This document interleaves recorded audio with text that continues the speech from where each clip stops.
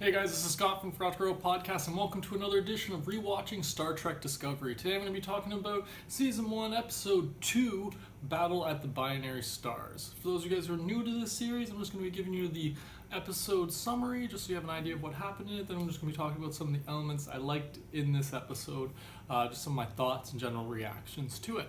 So let's just dive right in with that plot summary for this episode, so you have some idea what happened in it. So it says, T'Kuvma convinces the majority of the Klingon leaders that he can lead them to victory over the Federation.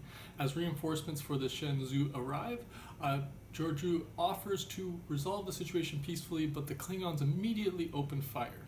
Starfleet Admiral Anderson arrives and again offers peace to the Klingons, but his ship is rammed by another cloaked Klingon vessel. Anderson has his ship self-destruct, destroying the Klingon ship as well.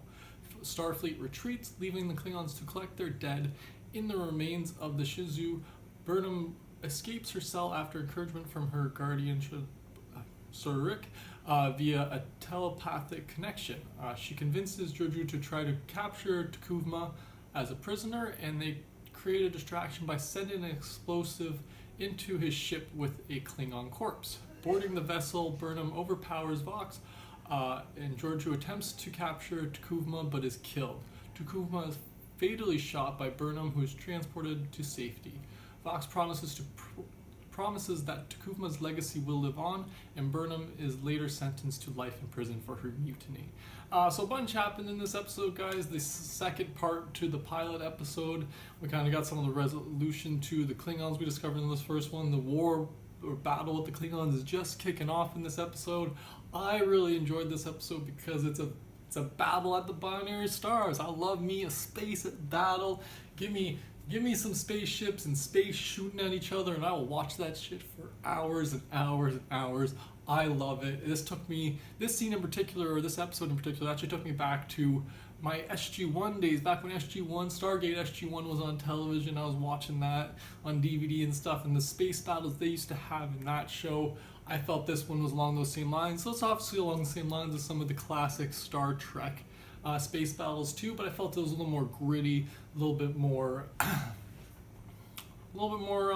destructive in a sense than we normally get from a Star Trek type battle normally, but that could just be me misremembering. I haven't rewatched all the Star Trek series in some time, which is why I'm starting with this one rewatching. But overall, I like this episode.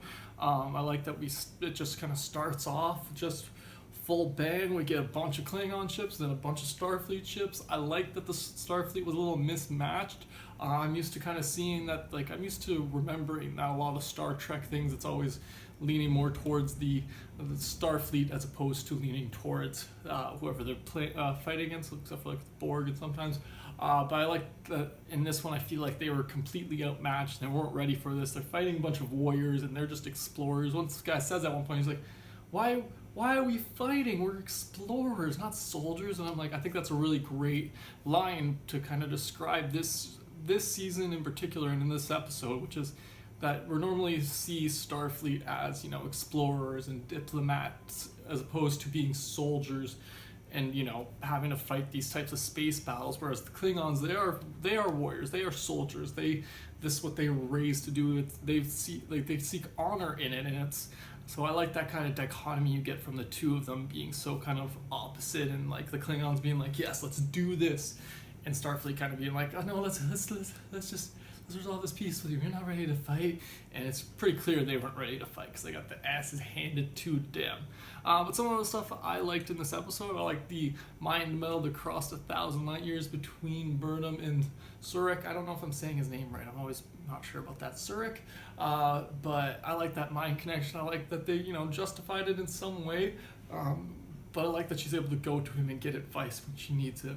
Some counseling when sometimes you can't do anything, but it's either that or you have flashbacks. So I like that they have the ability to use those two different tools.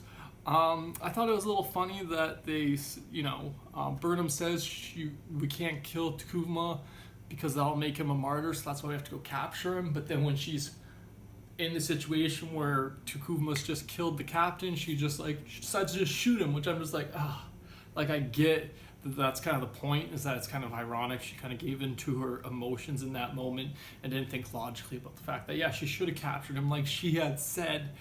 And a lot of this might not have been quite as bad. She still would have got charged with mutiny, but it's possible that the Klingon and Federation war wouldn't have kicked off. They might have been able to stop it there, but instead she acted on emotion and shot Kuvma, which I just really like that element in this story, that they have her writing out, say that they can't just kill him, and she's the one that just kills him without even a second thought. You see that, like, she picks up the phaser, and it's got the blue light, which is stun. We know that's stun, and she turns it to red, which we all know is fatal, and she kills a guy. And yeah, so I thought I just like that element of the story. But what else do I have written down? Oh, just the last thing. I was a little disappointed that they killed the captain off so soon, but I also know, for the spoiler for the rest of the season, she does come back eventually in some kind of way, which I really love the way they do bring her back. But I did find it a little disappointing that we lost her second episode, but it also kind of fits with the story and explains a lot. And then the last thing, Burnham pleads guilty to mutiny, which, you know, it makes sense. Her little speech at the end was nice that she kind of learned something from it, but at the same time, it's kind of just like, I would have liked, you know, I like that they have to, like, figure out a way around that now she's, you know, she gets put away from mutiny and then she gets immediately brought out of it. So it's like, I don't know, it feels kind of just like, well, what was the point, you know? Like, I kind of get it, she can't just be a regular Starfleet officer now, but it still seems, I don't know, weird, I don't know. But that brings me to the end of this episode, all my notes for this episode, and all my thoughts on this in particular episode. But what did you guys think of episode 2 of Star Trek Discovery Season 1? Let me know in the comments below if there's anything that I missed that you liked, or anything you didn't like about this in particular episode, maybe some kind of connection, or like some kind of connection or thing they did related to the original series. Let me know in the comments below. Thanks again for joining me today, guys. Be sure to subscribe to the channel if you haven't already, and have a good one.